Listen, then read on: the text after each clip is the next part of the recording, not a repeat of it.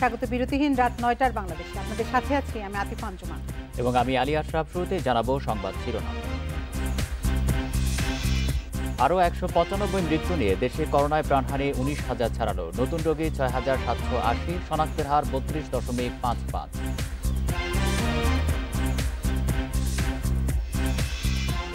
রোগী বাড়ায় কোভিড হাসপাতালে আইসিইউ সংকট, সাধারণ বেডও খুব বেশি খালি নেই সরকারি হাসপাতালে।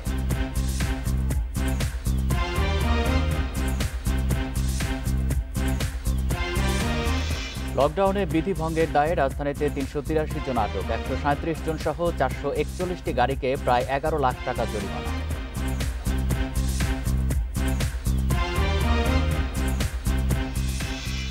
শারীরিক ও মানসিক সমস্যায় ট্রাফিক পুলিশের অধিকাংশ সদস্য শব্দ ও বায়ু দূষণের ক্ষতিকর প্রভাব আয়ুষ্কালে।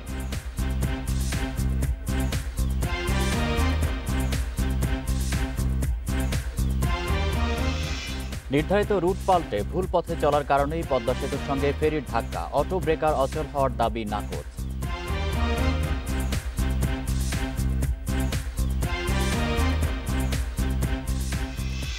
শুনছিলেন শিরোনাম, এবার বিস্তারিত। ১৯,০০০ ছাড়ালো দেশে করোনায় প্রাণহানি। ২৪ ঘন্টায় মৃত্যু হয়েছে ১৯৫ জনের, আর নতুন রোগী শনাক্ত হয়েছে ৬,৭৮০ জন। পরীক্ষা বিবেচনায় রোগী শনাক্তের হার ৩২.৫৫%। শনিবার সকাল ৮টা পর্যন্ত ২৪ ঘন্টায় দেশে করোনায় মৃত্যু হয়েছে ১৯৫ জনের। এ নিয়ে মোট প্রাণহানি হল ১৯,০৪৬ জনের।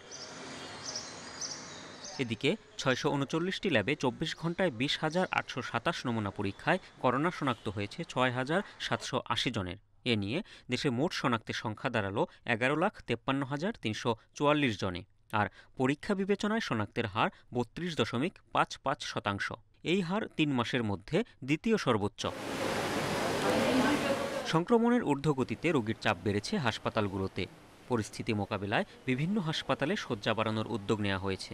করোনার পেশেন্ট বর্তমান যে সিচুয়েশন এখন বেড়ে গেছে অনেকটাই। যে অবস্থা দেখা যাচ্ছে যদি এরকম চলতে থাকে তাহলে হয়তো আমাদের আরও বেড বাড়ানোর চিন্তা করতে হবে।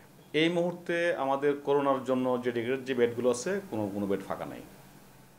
এদিকে করোনা থেকে সুস্থ হয়েছেন আরও ৯,৭২৩ জন। এ নিয়ে মোট সুস্থ ৯,৮৮,৩৩৯ জন। কাজী শামীম হাসান, ইন্ডিপেন্ডেন্ট নিউজ, ঢাকা। ঢাকায় পৌঁছেছে কোভ্যাক্সের আওতায় জাপানের দেয়া অক্সফোর্ড অ্যাস্ট্রাজেনেকার ২,৪৫,২০০ ডোজ টিকা, যা এই টিকার দ্বিতীয় ডোজ না পাওয়াদের অগ্রাধিকার ভিত্তিতে দেয়া হবে। শনিবার বিকেলে পররাষ্ট্রমন্ত্রী একে আব্দুল মোমেন হজরত শাহজালাল আন্তর্জাতিক বিমানবন্দরে এই টিকা বুঝে নেন। ঢাকায় জাপানের রাষ্ট্রদূত ইতো নাওকি যা হস্তান্তর করেন। এ সময় উপস্থিত ছিলেন স্বাস্থ্য অধিদপ্তরের কর্মকর্তারা। টিকার বৈশ্বিক উদ্যোগ কোভ্যাক্সের আওতায় এইসব টিকা পাঠিয়েছে জাপান। দেশটির পররাষ্ট্রমন্ত্রী তোশিমিৎসু মোতেগি ১৫টি দেশের জন্য ১,১০,০০,০০০ অ্যাস্ট্রাজেনেকার টিকা কোভ্যাক্সের আওতায় দেওয়ার ঘোষণা দেন। এর মধ্য থেকে বাংলাদেশকে কয়েক ধাপে আরও প্রায় ২৮ লাখ টিকা দেবে দেশটি। এরই অংশ হিসেবে আসলো জাপানের প্রথম চালান। পর্যায়ক্রমে আসবে বাকি টিকা।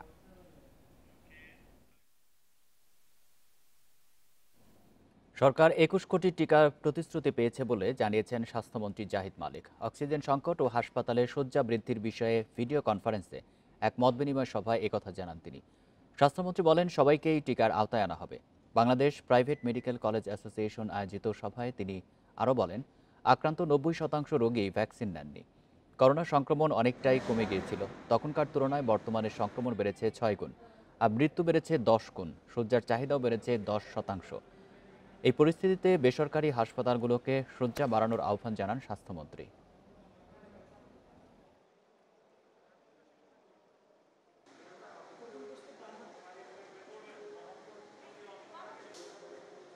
২১ কোটি ভ্যাকসিনের আমরা ব্যবস্থা করেছি এবং সেই ভ্যাকসিনগুলো দিলে পরে আমাদের ৮০% লোক কভার হয়ে যাবে। যতটুকু সম্ভব ম্যাক্সিমাম আপনারা বেড বাড়াবেন, সামনে আরো হয়তো প্রয়োজন হতে পারে। কোভিড রোগীদের চিকিৎসার জন্য যুক্তরাষ্ট্র থেকে পাঠানো ২৫০টি আইসিইউ ভেন্টিলেটর দেশে এসে পৌঁছেছে। প্রধানমন্ত্রীর আহ্বানে সাড়া দিয়ে যুক্তরাষ্ট্র প্রবাসী ৫ বাংলাদেশি জীবন রক্ষাকারী যন্ত্রগুলো পাঠিয়েছেন। রাত ৮:৩০টার দিকে ভেন্টিলেটরগুলো হজরত শাহজালাল আন্তর্জাতিক বিমানবন্দরে এসে পৌঁছায়। যুক্তরাষ্ট্র প্রবাসী ডাক্তার জিয়াউদ্দিন আহমেদের নেতৃত্বে এসব ভেন্টিলেটরের ব্যবস্থা করেছেন দেশটির আরও 3 প্রবাসী ডাক্তার মাসুদুল হাসান, ডাক্তার চৌধুরী হাফিজ আহসান ও মাহমুদুস শামস বাপ্পি এবং কানাডা প্রবাসী ডাক্তার আরিফুর রহমানের ব্যক্তিগত উদ্যোগে 400 ভেন্টিলেটরের ব্যবস্থা করেছেন। এর মধ্যে 250টি কয়েকদিন আগে যুক্তরাষ্ট্র থেকে দিল্লিতে এসে পৌঁছায়, সেগুলোই ঢাকায় পৌঁছেছে। এর আগেও তারা 150টি ভেন্টিলেটর পাঠিয়েছে বারডেম হাসপাতালে। ভেন্টিলেটরগুলো গ্রামাঞ্চলে কোভিড রোগীদের চিকিৎসায় ব্যবহার করা হবে। এদিকে ভারতের 200 টন তরল অক্সিজেন ট্রেনের মাধ্যমে আজ রাতেই বাংলাদেশে ঢুকবে। এই প্রথম বিশেষায়িত ট্রেনে দেশের বাইরে অক্সিজেন পাঠাচ্ছে ভারত। ভারতের ঝাড়খণ্ড প্রদেশের জামশেদপুর টাটানগর থেকে স্থানীয় সময় সকাল 10টায় 10টি কন্টেইনারে তরল অক্সিজেন নিয়ে একটি ট্রেন বাংলাদেশের উদ্দেশ্যে ছেড়ে এসেছে। আজ রাত 10টার মধ্যে ট্রেনটি বেনাপোল স্টেশন হয়ে বাংলাদেশে প্রবেশ করবে। রোববার সকাল নাগাদ বঙ্গবন্ধু রেলওয়ে সেতুর পশ্চিম প্রান্তে পৌঁছানোর পর অক্সিজেন খালাস করা হবে।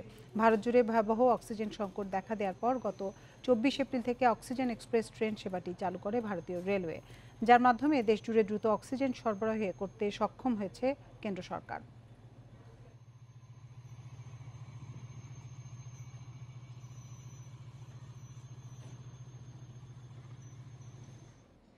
করোনা রোগী বাড়ায় কোভিড হাসপাতালগুলোতে দেখা দিয়েছে আইসিইউ সংকট। ডিএনসিসি করোনা ডেডিকেটেড হাসপাতালে সাধারণ বেড খালি থাকলেও কুর্মিটোলায় বেডের অতিরিক্ত রোগী ভর্তি আছে।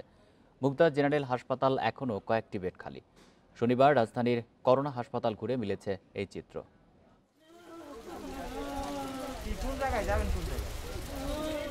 এই আহাজারি প্রিয়জনকে হারানোর। বৃহস্পতিবার টঙ্গী থেকে আসা গোপাল দাসকে ভর্তি করা হয় ডিএনসিসি কোভিড হাসপাতালে। রাখা হয় আইসিইউতে, কিন্তু হয়নি শেষ রক্ষা। স্বজন হারানোর জন্য হাসপাতাল কর্তৃপক্ষকে দায়ী করছে স্বজনরা।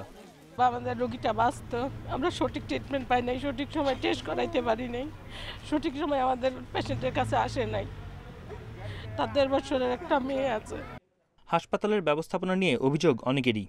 শ্বাসকষ্ট হয়ে যায়, বুক ব্যথা করে, তারপর গলা ব্যথা করে, এমন হচ্ছে কেন বলে এটা এমনি হয়, আপনার অক্সিজেনের কারণে, কিন্তু আসলে এইটা না। আজকে ডাক্তার আসলো সকালে, বললো আপনি অক্সিজেন ঠিকভাবে যাচ্ছে না, এগুলো মেনটেন করতে। প্রচুর ময়লা, কিন্তু এখন যে লেভেলটা, এখন পরিষ্কার পরিচ্ছন্ন থাকা উচিত। প্রত্যেক 2 ঘন্টা 3 ঘন্টা পরে যদি ক্লিন করে, তাহলে এই দুর্গন্ধটা বের হয় না।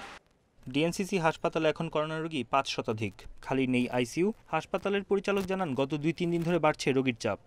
আগে যে ডিফারেন্সটা ছিল 70-30, বাইরে থেকে 70 ভাগ আসতো, 30 ভাগ ঢাকার মধ্যে ছিল, সেটা এখন একটু 60-40 এরকম একটা পজিশনে কিন্তু চলে আসছে। শুধু ঢাকার মধ্যে সিরিয়াস পেশেন্ট কম হচ্ছে সেটি না, তারাও আসে। আমাদের যে পরিকল্পনাটা আছে, আমরা কিন্তু প্রতিনিয়তই আমাদের সক্ষমতাটা বাড়াচ্ছি, প্রথম থেকেই করছি এবং এটি এখনও আছে।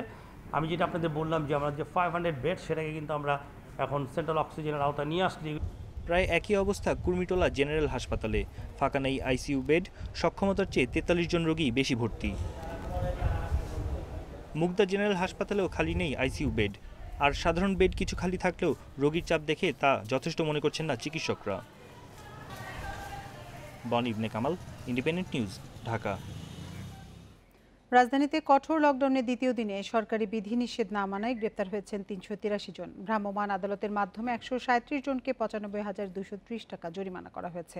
এছাড়াও 441টি গাড়িকে 10,83,000 টাকা জরিমানা করা হয়েছে। সকাল থেকেই সড়কে ও মোড়ে মোড়ে চেকপোস্টে সেনাবাহিনী, বিজিবি ও পুলিশ সদস্যদের তৎপরতা দেখা গেছে। তবে ঢাকার প্রবেশের দ্বারগুলোতে ছিল মানুষের চাপ। এটি রাজধানীর প্রবেশদ্বার হিসাবে পরিচিত সাইনবোর্ড এলাকা। কোনো একটি লেগুনা পৌঁছানো মাত্র হুড়োহুড়ি করে উঠছেন যাত্রীরা। কঠোর লকডাউনের দ্বিতীয় দিনের দৃশ্য এটি। শুধু লেগুনাই নয়, যে কোনো গাড়ি থামলেই এভাবে ঢাকায় প্রবেশের চেষ্টা করছেন অনেকে। পিকআপেও দেখা গেছে যাত্রী। আসার পথে মনে হয় সবাই একসাথে আছে, তো ওনাদেরকে আমরা সবসময় নেওয়া আশা করি, এর জন্য নিচ্ছি আর কি। খাওয়ার নাই, মানুষ কষ্ট করে বেড়েছে, কিভাবে মানুষ চলবো, বাচ্চা পোলাপান নিয়ে কিভাবে চলবো বলেন। রাজধানীর বিভিন্ন প্রবেশপথে সকাল থেকে দেখা যায় অফিসগামীদের ভিড়। গণপরিবহন না থাকায় চেকপোস্টে আইডি দেখিয়ে অনেকে গন্তব্যের উদ্দেশ্যে রওনা হচ্ছেন হেঁটে। ওনারা চেক করতেছে আসলে আমি কেন আসতেছি, এটা অবশ্য ঠিক, খুব ভালো কাজ করতেছে ওনারা। ব্যর্থ না, আর সাথে কি কথা বলবো, কারণ ঘুরে যাইতে হবে নাহলে অন্য জায়গা দিয়ে। চাকরি গেলে তো আর আমার বউ বাচ্চা পোলাপান টোলাপান নিয়ে তো এখন আমার অবস্থা অনেক খারাপ হয়ে যাবে, যে কারণে রাস্তায় বেরোনো। বৃষ্টির মধ্যেও লকডাউন কার্যকরে তৎপর ছিলেন আইন শৃঙ্খলা বাহিনী। প্রতিটি গাড়ি থামিয়ে জানতে চাওয়া হয় চলাচলের কারণ। তবে লকডাউনের প্রথম দিনের তুলনায় শনিবার সকালে সড়কে গাড়ি ও লোকজনের চলাচল ছিল কিছুটা কম। আমরা প্রথমে আসলে এখানে তো কঠোরতা প্রদর্শনের সুযোগ রয়েছে, কিন্তু কারোর সাথে খারাপ ব্যবহার করার কোনো সুযোগ নাই। আমরা প্রত্যেকটা গাড়ি ভালোভাবে চেক করছি, চেক করে তারপরে তাদের কারণগুলো যথার্থ কিনা সেটা নিশ্চিত হয়ে আমরা অ্যালাউ করছি। সেনাবাহিনীর পাশাপাশি র্যাব, বিজিবিও বিভিন্ন মোড়ে মোড়ে লোকজনকে থামিয়ে বের হওয়ার কারণ জানতে চায়। অনেক এলাকায় পরিচালনা করা হয় ভ্রাম্যমাণ আদালতও। Suman Tanvir, independent news, Dhaka. লকডাউনে বিধিনিষেধ অমান্য করায় গাজীপুর ও মুন্সিগঞ্জে দুটি কারখানায় জরিমানা করেছে ভ্রাম্যমাণ আদালত। দুপুরে টঙ্গী টেয়ান্ডি বাজার এলাকায় ওয়ান পলিমার লিমিটেডের প্লাস্টিক পণ্য তৈরি কারখানায় অভিযান চালায় ভ্রাম্যমাণ আদালত। এ সময় বিধিনিষেধ অমান্য করায় ৭০,০০০ টাকা জরিমানা করা হয়। এদিকে মুন্সিগঞ্জ সদরের চর মুক্তাপুর এলাকায় প্রিমিয়ার সিমেন্ট কারখানা খোলা রাখায় ১০ লাখ টাকা জরিমানা করা হয়েছে। এ সময় কারখানার ব্যবস্থাপক নজরুল ইসলামকে ৬ মাসের বিনাশ্রম কারাদণ্ড দেয় ভ্রাম্যমাণ আদালত। পরে ১৩ দিনের জন্য কারখানা সিলগালা করে দেওয়া হয়।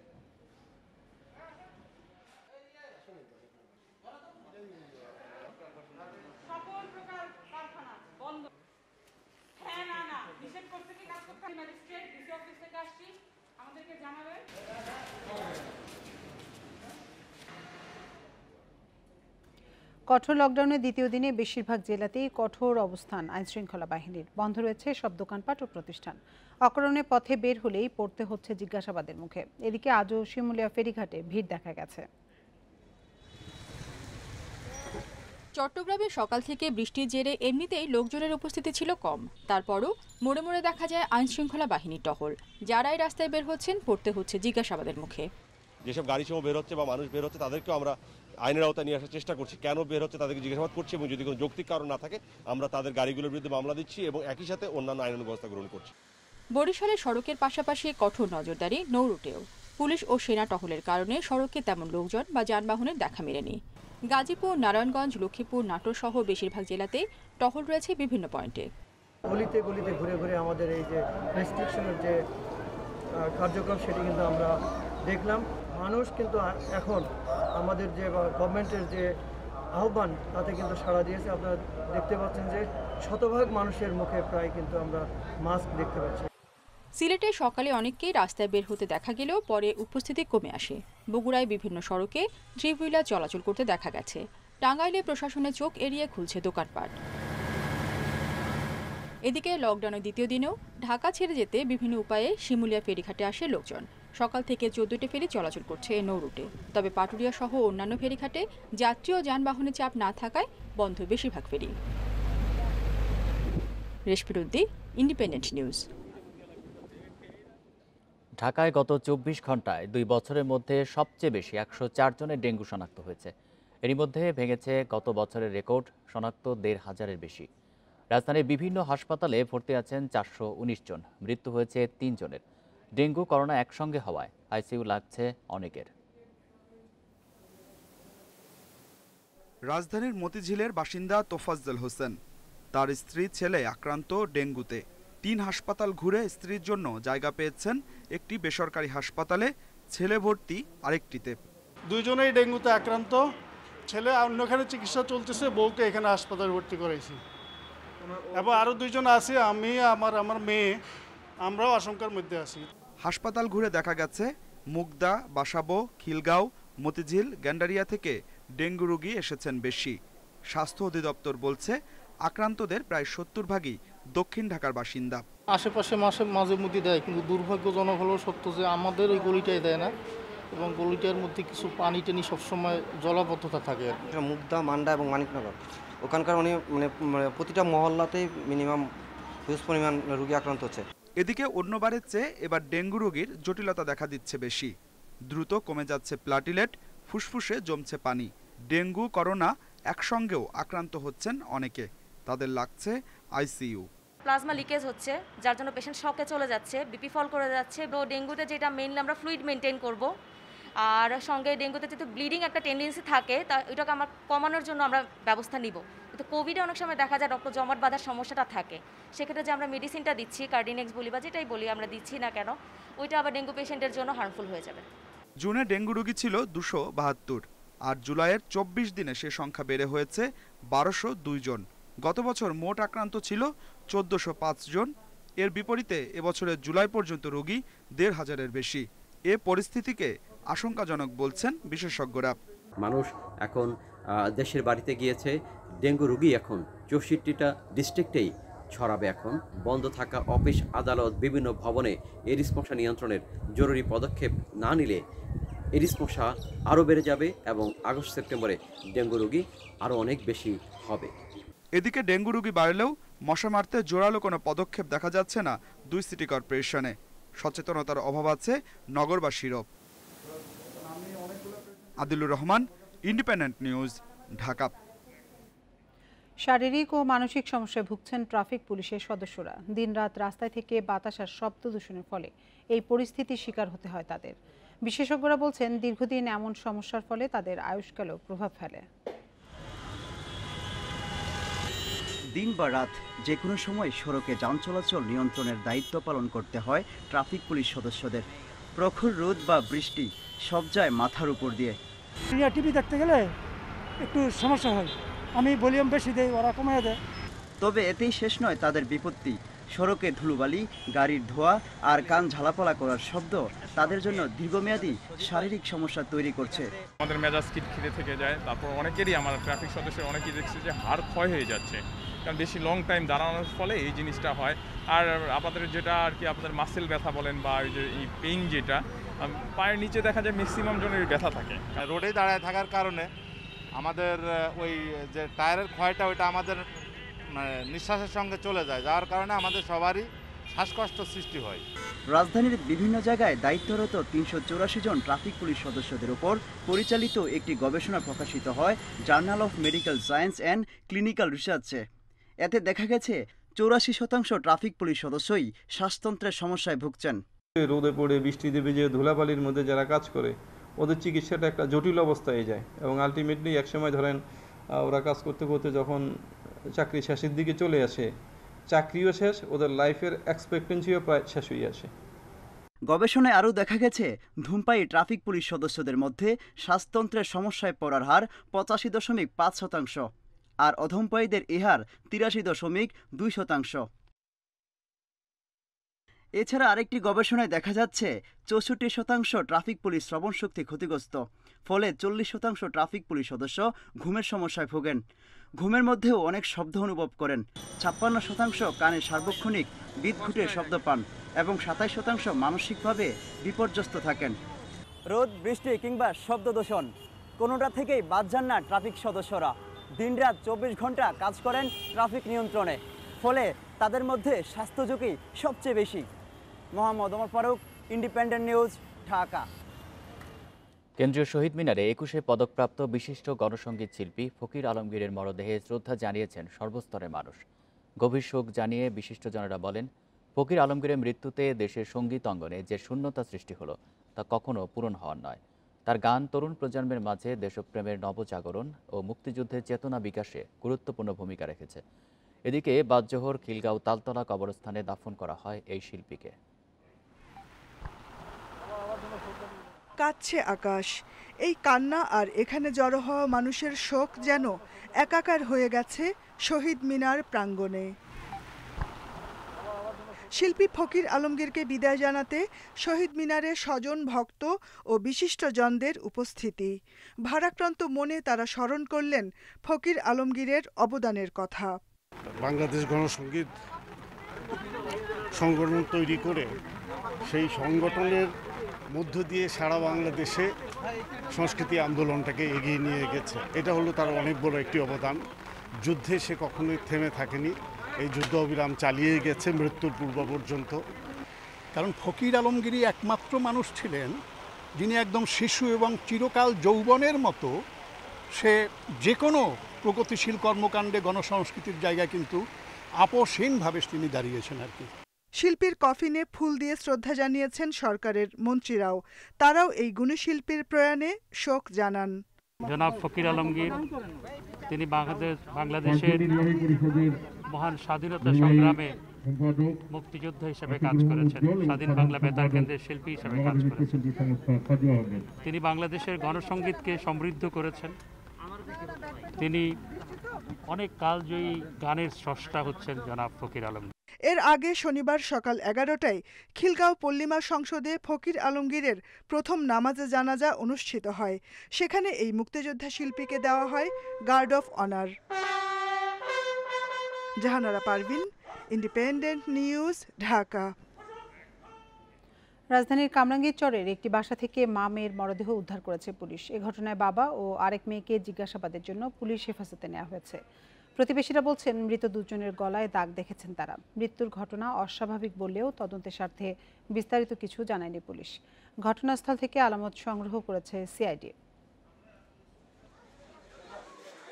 ভোর 4টার দিকে বড় মেয়ে ঝুমারানী দাসের চিৎকার শুনে আশপাশ থেকে প্রতিবেশীরা ছুটে আসেন কালোচন্দ্র দাসের টিন শেডের ঘরটিতে।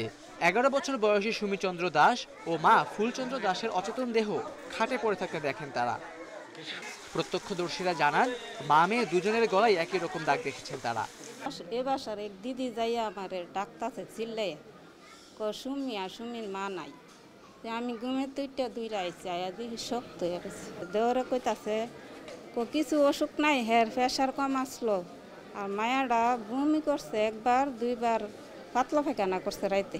একথা বলছে আমার লোক। গলাতে একটা দাগ দিচ্ছে। গলায় দাগ আছে। জিজ্ঞাসাবাদের জন্য পুলিশি হেফাজতে নেওয়া হয়েছে বাবা ও বড় মেয়েকে। প্রাথমিকভাবে গৃহকর্তা কালোচন্দ্র হত্যার সাথে জড়িত বলে ধারণা পুলিশের। তার কাছে কথাবার্তা বলে কি পাওয়া যায়, পাওয়ার উপর একটা ঘটনা তো আর কেউ প্রথমেই ঘটিয়েই জানায় দেয় না যে আমি এটা করছি। আমরা তাদের কাছে কথাবার্তা বলছি, তাদেরকে জিজ্ঞাসাবাদ করছি, তাদের থেকে আমরা কি পাই, পাওয়ার পরে আমাদের ইনভেস্টিগেশনটা কোন দিকে টার্ন করে সেটা তো অবশ্যই আপনারা জানতে পারবেন। এদিকে ঘটনাস্থল থেকে মা ও মেয়ের মৃত্যুর আলামত সংগ্রহ করেছে সিআইডির crime scene unit. Khaled Raihan, independent news, Dhaka. নির্ধারিত রুট পাল্টে ভুল পথে চলার কারণেই পদ্মা সেতুর সঙ্গে ফেরির ধাক্কা, এমনটাই মনে করেন বিআইডব্লিউটিসির প্রধান প্রকৌশলী। অটো ব্রেকার অচল ছিল, ফেরি চালকের এমন দাবি নাকচ করেছেন তিনি। এমন ঘটনার পুনরাবৃত্তি রোধে একটি কমিটি করবে নৌপরিবহন মন্ত্রণালয়। শুক্রবার সকাল 9:30টার দিকে মাদারীপুরের বাংলাবাজার ঘাট থেকে শিমুলিয়া যাওয়ার পথে ফেরি শাহজালাল পদ্মা সেতুর 17 নম্বর পিলারে ধাক্কা দেয়। এতে উঠে যায় পিলারের পলেস্তারা। দুর্ঘটনার পরের দিন ঘটনাস্থলে নৌপরিবহন সচিব সহ সেতু কর্তৃপক্ষের ঊর্ধ্বতন কর্মকর্তারা। তারা মনে করেন নিয়ম না মেনে ফেরি চালানোর কারণে বারবার ধাক্কা লাগছে পিলারে। এসওপিটা তারা ফলো করছে কি না, এবং না যদি ফলো না করে থাকে তাহলে কোন কোন ক্ষেত্রে ব্যতিক্রমটা হচ্ছে বা ডেভিয়েশনগুলো হচ্ছে, এগুলো চিহ্নিত করার জন্য আমরা মন্ত্রণালয় থেকে একটা কমিটি করে দিব, যাতে করে এখানে ব্যবস্থাপনাগত উন্নতি হয় এবং এই ধরনের দুর্ঘটনা যেন আর পুনরাবৃত্তি না হয়। দুর্ঘটনার পরই গণমাধ্যমের কাছে ফেরি মাস্টার আব্দুর রহমান দাবি করেন অটো ব্রেকার অচল হয়ে পিলারে ধাক্কা লাগে। মাস্টার এমন বক্তব্য নাকচ করে দিয়েছে বিআইডব্লিউটিসির প্রধান প্রকৌশলী। ইলেকট্রিক ফল্ট করে ওই আপনার ব্রেকার পড়ে গেছে। এখন যদি হঠাৎ করে অ্যাক্সিডেন্ট হয়, এটা অসতর্কতা ছাড়া কিছুই না। ওই সময় হয়তো সে অন্য মনস্ক ছিল, অথবা অনেক সময় কেউ মদ্যপান করার কারো অভ্যাস থাকে, সেটাও থাকতে পারে, এটা জানা নাই। সে অসতর্কতায় ছিল বলে তার ফেরি পিলারে লাগছে, তার তো ওখানে যাওয়ার কথা না। ফেরি চলার অনুমোদিত রুট 8 থেকে 12 নম্বর পিলার এলাকা দিয়ে। তবে সে রুটে না গিয়ে কেন 17 নম্বর পিলার এলাকা দিয়ে চলল, সে প্রশ্নের উত্তর নেই কারো কাছে। পদ্মা সেতুর পিলার সুরক্ষায় তীব্র স্রোত এড়িয়ে নদীর অপেক্ষাকৃত মন্থর এলাকা দিয়ে চলাচলের পাশাপাশি ফেরিতে পর্যাপ্ত টায়ার রাখার নির্দেশ দেওয়া হয়েছে। যে পজিশনটা দিয়ে আপনি আসতে শুক্রবার সকাল 9:30টার দিকে মাদারীপুরের বাংলাবাজার ঘাট থেকে শিমুলিয়া যাওয়ার পথে ফেরি শাহজালাল পদ্মা সেতুর 17 নম্বর পিলারে ধাক্কা দেয়। এতে উঠে যায় পিলারের পলেস্তারা। দুর্ঘটনার পরের দিন ঘটনাস্থলে নৌপরিবহন সচিব সহ সেতু কর্তৃপক্ষের ঊর্ধ্বতন কর্মকর্তারা। তারা মনে করেন নিয়ম না মেনে ফেরি চালানোর কারণে বারবার ধাক্কা লাগছে পিলারে। এসওপিটা তারা ফলো করছে কি না, এবং না যদি ফলো না করে থাকে তাহলে কোন কোন ক্ষেত্রে ব্যতিক্রমটা হচ্ছে বা ডেভিয়েশনগুলো হচ্ছে, এগুলো চিহ্নিত করার জন্য আমরা মন্ত্রণালয় থেকে একটা কমিটি করে দিব, যাতে করে এখানে ব্যবস্থাপনাগত উন্নতি হয় এবং এই ধরনের দুর্ঘটনা যেন আর পুনরাবৃত্তি না হয়। দুর্ঘটনার পরই গণমাধ্যমের কাছে ফেরি মাস্টার আব্দুর রহমান দাবি করেন অটো ব্রেকার অচল হয়ে পিলারে ধাক্কা লাগে। মাস্টার এমন বক্তব্য নাকচ করে দিয়েছে বিআইডব্লিউটিসির প্রধান প্রকৌশলী। ইলেকট্রিক ফল্ট করে ওই আপনার ব্রেকার পড়ে গেছে। এখন যদি হঠাৎ করে অ্যাক্সিডেন্ট হয় এটা অসতর্কতা ছাড়া কিছুই না। তো ওই সময় হয়তো সে অন্য মনস্ক ছিল, অথবা অনেক সময় কেউ মদ্যপান করার কারো অভ্যাস থাকে, সেটাও থাকতে পারে, এটা জানা নাই। সে অসতর্কতায় ছিল বলে তার ফেরি পিলারে লাগছে, তার তো ওখানে যাওয়ার কথা না। ফেরি চলার অনুমোদিত রুট 8 থেকে 12 নম্বর পিলার এলাকা দিয়ে, তবে সে রুটে না গিয়ে কেন 17 নম্বর পিলার এলাকা দিয়ে চললো সে প্রশ্নের উত্তর নেই কারো কাছে। পদ্মা সেতুর পিলার সুরক্ষায় তীব্র স্রোত এড়িয়ে নদীর অপেক্ষাকৃত মন্থর এলাকা দিয়ে চলাচলের পাশাপাশি ফেরিতে পর্যাপ্ত টায়ার রাখার নির্দেশ দেওয়া হয়েছে। যে পজিশনটা দিয়ে আপনি আসতে প্রচন্ড স্রোতের কারণে সমস্যা হইতেছে, কোন কোন পিলারের মানে স্প্যান দিয়া স্রোত কম সেটাকে ফাইন্ড আউট করা এবং তাদের নির্দেশনা দেওয়া। পদ্মা সেতুর পিলারে ধাক্কা লাগার ঘটনায় রোডো ফেরি শাহজালালের মাস্টার আব্দুর রহমান সহ 4 জনকে আটক করেছে শিবচর থানা পুলিশ। আল আমিন হোসেন, ইন্ডিপেন্ডেন্ট নিউজ, শিমুলিয়া, মুন্সিগঞ্জ। হারারেতে কাল সিরিজ নির্ধারণীর লড়াই। ভুল থেকে শিক্ষা নিয়ে সিরিজ জিততে চান অধিনায়ক মাহমুদুল্লাহ। চোট সামলে এই ম্যাচে ফিরতে পারেন মুস্তাফিজুর রহমান। অনিশ্চয়তা আছে লিটন দাসকে নিয়ে। সিরিজের তৃতীয় এবং শেষ টি-20 শুরু বাংলাদেশ সময় বিকেল 4:30টায়। তৃতীয় টি-20কে অঘোষিত ফাইনাল বানিয়ে ফেলার পেছনে বড় দায় টাইগার ব্যাটসম্যানদের। পিছিল হাতে কিছু অবদান ছিল ফিল্ডারদেরও। দায় মুক্তির জন্য জরুরি শেষ ম্যাচটা জেতা। কাজটা সহজ হবে না জানা কথা। ইতিমধ্যে হাতছাড়া হয়েছে 2 ট্রফি। তৃতীয়টা দেশে রেখে দিতে মরিয়া থাকবে জিম্বাবুয়ে। ঘরের মাঠে যে একেবারে নির্বিষ নয় দল, দ্বিতীয় ম্যাচে সেটা প্রমাণ করে দিয়েছে রোডেশিয়ানরা। প্রতিপক্ষের সামর্থ্য অনুযায়ী ছক কষেছে ম্যানেজমেন্ট। কন্ডিশন, ম্যাচ পরিস্থিতি আর প্রতিপক্ষের সামর্থ্য অনুযায়ী বল করতে জানেন মুজারাবানি, মাসাকাজ্জারা। নিষ্পত্তির ম্যাচে তাই বড় পরীক্ষা ব্যাটসম্যানদের। 167 টার্গেটে টাইগার টপ অর্ডারের তাড়াহুড়ো ছিল দেখার মতো। 2-1 বড় শট কিংবা টুকটাক ক্যামিও নয়, ম্যাচ জিততে চায় যথার্থ ফিনিশিং। বার্তা যত দ্রুত বুঝে নেবেন তত মঙ্গল শরীফুল, শামীমদের জন্য। যেহেতু একটা ম্যাচ আছে, তো ইনশাল্লাহ এই ম্যাচটা আমরা ফাইনাল ম্যাচ হিসেবেই খেলবো এবং আমাদের সর্বোচ্চ চেষ্টা দিয়ে ইনশাল্লাহ আমরা ম্যাচটা জেতার চেষ্টা করব। শামীমের ডেবিউ নিয়ে যদি আমি বলি, আমি ওর সাথে 2 বছর ধরে খেলতেছি। ও খুবই ভালো ফিল্ডার এবং কি পাওয়ার হিটার, ভালো ব্যাটসম্যান। আর আমরা দুজন চাইবো ইনশাল্লাহ ন্যাশনাল টিমে অনেকদিন সার্ভিস দেওয়ার জন্য। বোলারদের কাজ বারবার কঠিন হয়ে যাচ্ছে বাজে ফিল্ডিংয়ে। শরীফুল, তাসকিনরা খারাপ করেননি, তবে মুস্তাফিজের অনুপস্থিতিতে ডেথ ওভারে অভিভাবক শূন্য মনে হয়েছে বোলিং অ্যাটাককে। মুস্তাফিজ ভাইয়ের কথা যদি বলেন, উনি এখন ইনজুর্ড, আর উনি না থাকাতে একটু টিমের প্রেশার আছে। তো সেটা ইনশাল্লাহ আমি চেষ্টা করতেছি যাতে প্রেশারটা না থাকে। নায়ক হবার জন্য এর চেয়ে ভালো মঞ্চ আর হতে পারে না। এরই মধ্যে পকেটে এসে গেছে 2টা ট্রফি। কোণঠাসা স্বাগতিকদের শেষ সম্বলটাও জিতে নেয়া খুব সম্ভব। সোহান, শামীমদের শুধু শিক্ষা নিতে হবে দ্বিতীয় ম্যাচের ভুলগুলো থেকে। জহিরুল ইসলাম, ইন্ডিপেন্ডেন্ট নিউজ। জিম্বাবুয়ের বিপক্ষে কাল বাংলাদেশের টি-20 সিরিজ জয়ের মিশন। সাফল্য পেলে অস্ট্রেলিয়া সিরিজে বাড়বে আত্মবিশ্বাস। অতীত পরিসংখ্যান ভুলে শর্টার ফরম্যাটে দুর্বলতাকে শক্তিতে পরিণত করার লক্ষ্য টাইগারদের। টি-20 বিশ্বকাপের আগে অস্ট্রেলিয়া, ইংল্যান্ড, নিউজিল্যান্ড সিরিজ হতে পারে মাহমুদুল্লাহদের পরিণত হওয়ার মঞ্চ। দায়িত্বজ্ঞানহীন ব্যাটিং, উইকেটে ব্যাটসম্যানদের অস্থিরতা, ফিনিশিংয়ের অভাব, এসবই টাইগারদের টি-20 দুর্বলতা বোঝাতে যথেষ্ট। সঠিক পরিকল্পনার অভাবে কান্না, হতাশা বরাবরই সঙ্গী হয়েছে মাহমুদুল্লাহ, নাইমদের। বিগ শট প্রীতিতে সহজ টার্গেট কঠিন করে টিম টাইগার্স। হাতছাড়া হয় ম্যাচ জয়ের সহজ সুযোগ, ঠিক যেমনটা হয়েছে জিম্বাবুয়ের বিপক্ষে দ্বিতীয় টি-20তে। 2006-এ জিম্বাবুয়ের বিপক্ষে জয় দিয়ে শর্টার ফরম্যাটে শুভ সূচনা। পরের গল্পটা যেন শুধুই হতাশার। 2012 প্রথম 3 ম্যাচ টি-20 সিরিজ খেলার সুযোগ দারুণ কাজে লাগায় বাংলাদেশ। আয়ারল্যান্ড নিজের মাঠে হয় হোয়াইট ওয়াশ, তবে সেই ধারাবাহিকতা রাখা যায়নি। 2016-তে ঘরের মাটিতে আত্মবিশ্বাস ফেরানোর লক্ষ্য তামিম সাকিবদের। প্রতিপক্ষ জিম্বাবুয়ে হলেও দাপট দেখাতে ব্যর্থ টিম টাইগার্স। পরের বছর নিউজিল্যান্ডের কাছে 3 ম্যাচ সিরিজে হোয়াইট ওয়াশ। লজ্জাটা বাড়ে আফগানিস্তানের কাছে ধবল ধোলাই হওয়ার পর। 3 ম্যাচেই তামিম সাকিবদের অসহায় আত্মসমর্পণের পর প্রশ্ন উঠতেই পারে, শর্টার ফরম্যাটে কি আনফিট টাইগাররা? 2018 থেকে 21 এ সময় 3 ম্যাচের 5টি সিরিজ খেলে বাংলাদেশ, যেখানে ওয়েস্ট ইন্ডিজের বিপক্ষে জয় মাত্র 1 সিরিজে। সবশেষ নিউজিল্যান্ডের কাছে হোয়াইট ওয়াশে স্পষ্ট হয়েছে টাইগারদের দৈন্যতা। টি-20তে 101 ম্যাচে টাইগারদের 33 জয়ের বিপরীতে হার 66, যেখানে জিম্বাবুয়ের বিপক্ষে সাফল্য বেশি। 15 ম্যাচে জয় 10টিতে। এখন পর্যন্ত 7টি 3 ম্যাচের সিরিজ খেলেছে বাংলাদেশ। রোববার জয় পেলে 3 ম্যাচ সিরিজের টাইগারদের তৃতীয় সাফল্য ধরা দেবে। Mohammad Nazim, independent news.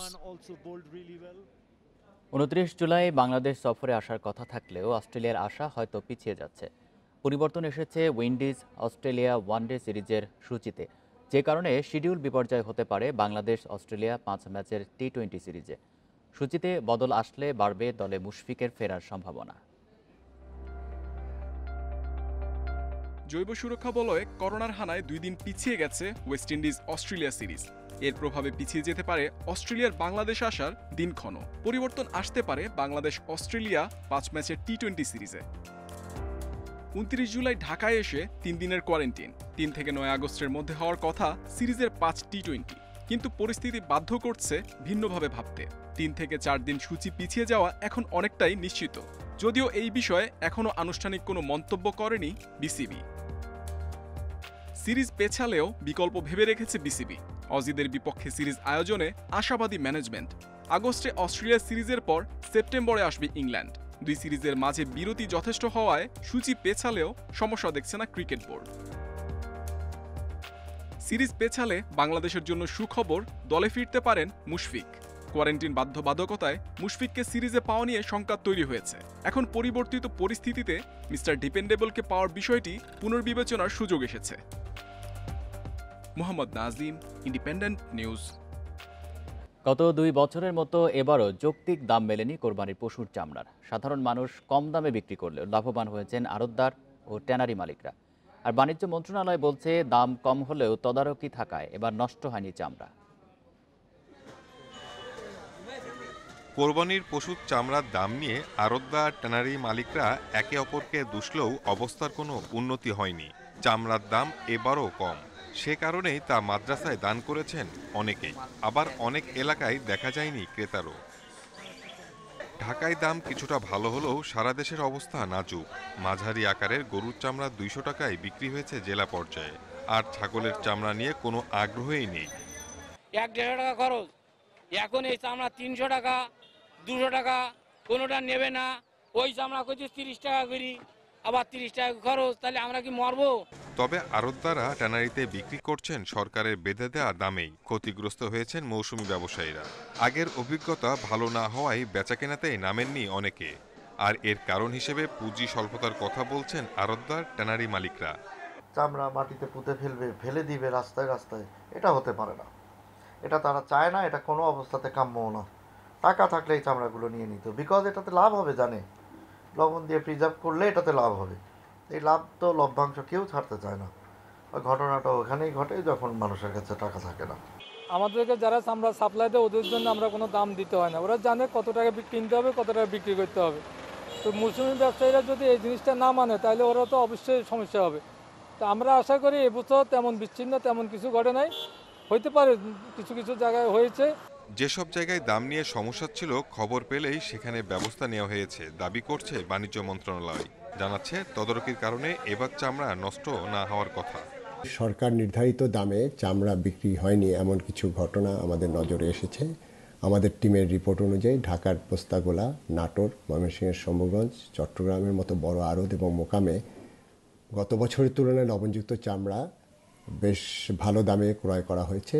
এবছর চামড়া নষ্ট কিংবা ফেলে দেওয়ার তেমন কোনো ঘটনা ঘটেনি। এবছর ঢাকায় লবণযুক্ত গরুর চামড়া 40 থেকে 45 টাকা বর্গফুট আর ঢাকার বাইরে 33 থেকে 37 টাকা বেঁধে দেয় সরকার, যা গতবারের দামের চেয়ে 5 টাকা বেশি। Shahid Ahmed, independent news, Dhaka.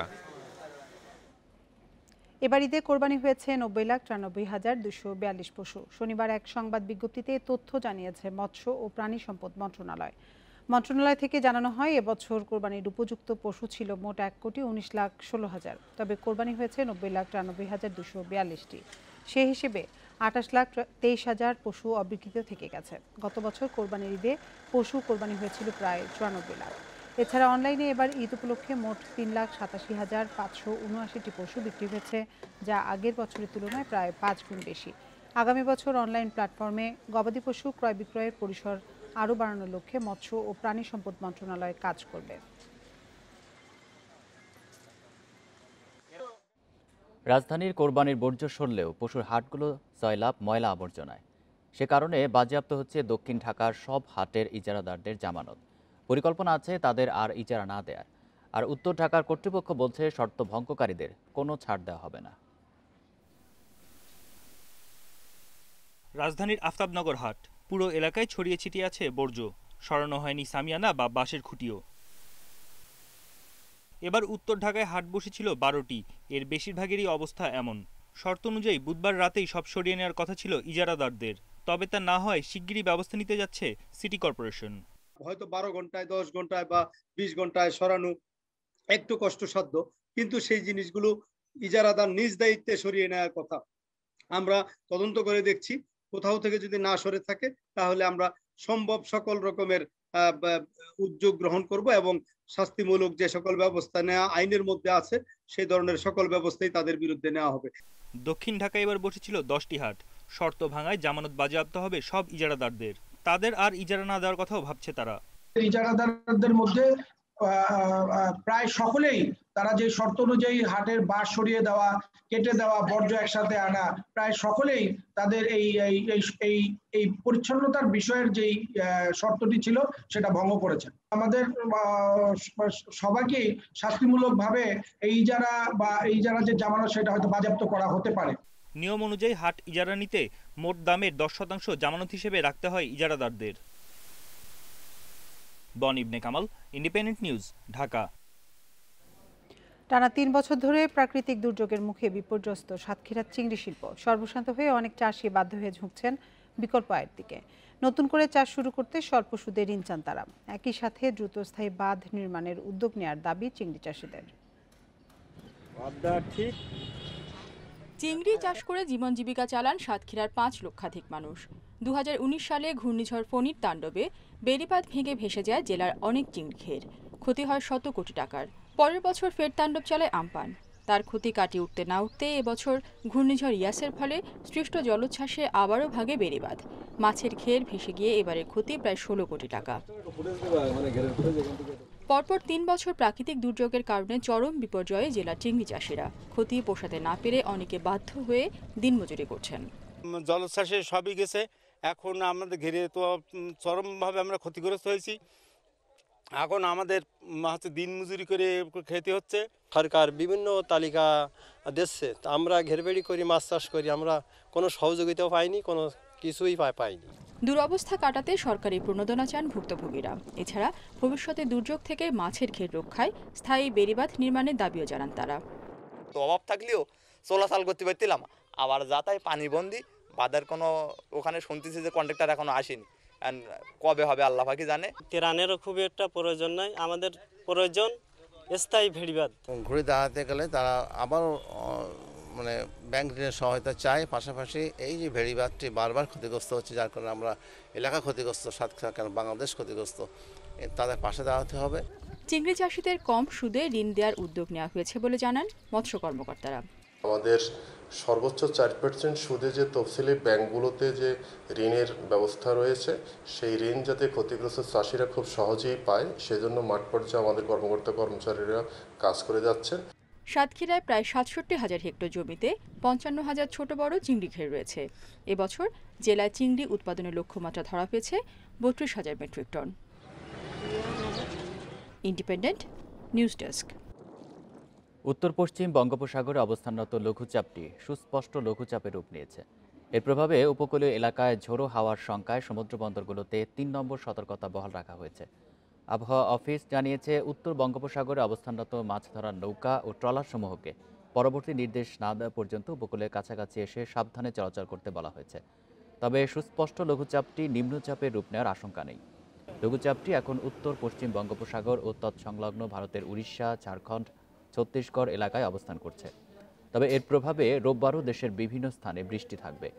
আগামীকালের পর থেকে বৃষ্টি কমে আসবে। তার দুদিন পর থেকে আবার বৃষ্টি বাড়ার সম্ভাবনা আছে। দেশের দক্ষিণাঞ্চলে বৃষ্টি বেশি হবে, তবে সমগ্র দেশেই কম বেশি বৃষ্টি হবে।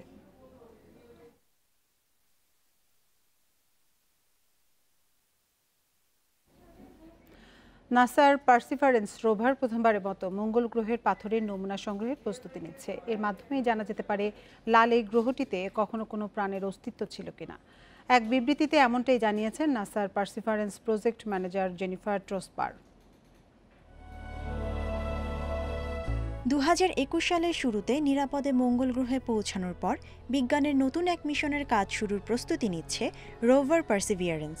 সংগ্রহ করবে মঙ্গল গ্রহের পাথরের নমুনা। এবছরের 18 ফেব্রুয়ারি মঙ্গলের 45 কিলোমিটার প্রশস্ত হ্রদ জেজেরো ক্রেটারে অবতরণ করে পার্সিভিয়ারেন্স রোভার। আগামী 2 বছর এই রোভারটির একটি অংশ সেখান থেকে পাথর সংগ্রহ করবে। সেগুলো বায়ুহীন একটি টিউবে আলাদা করে রাখা হবে। পরবর্তীতে পৃথিবীতে তা নিয়ে এসে করা হবে গবেষণা। মঙ্গলে প্রাণের অস্তিত্ব প্রমাণের জন্য ল্যাবে পাথরের নমুনাগুলো পরীক্ষার বিকল্প কোনো উপায় নেই বলে মনে করেন নাসার বিজ্ঞানীরা। মঙ্গল গ্রহের প্রথম নমুনা হাতে আসতে যাচ্ছে, এ নিয়ে আমরা খুবই উৎসাহিত। আমাদের দলটি দুর্দান্ত কাজ করেছে। আমরা এখনো সপ্তাহে 7 দিন কাজ করছি। আগস্টের শুরুর দিকেই প্রথম নমুনা পাওয়ার আশা করছি। পার্সিভিয়ারেন্স রোভার বর্তমানে জেজেরো ক্রেটারের প্রায় 3000 ফুট দক্ষিণে রয়েছে।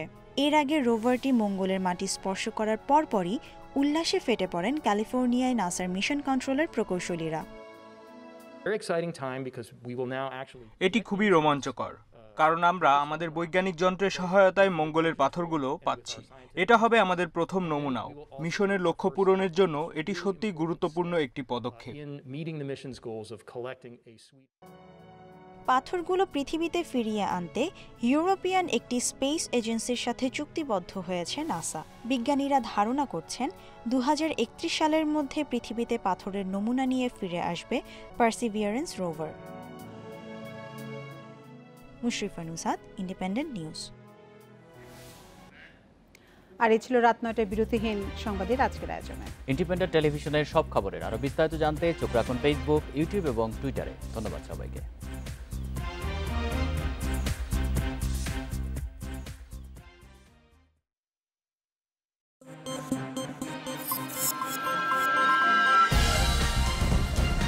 রাত 9টায় বাংলাদেশ, সৌজন্যে ই ভ্যালি। নতুন চোখে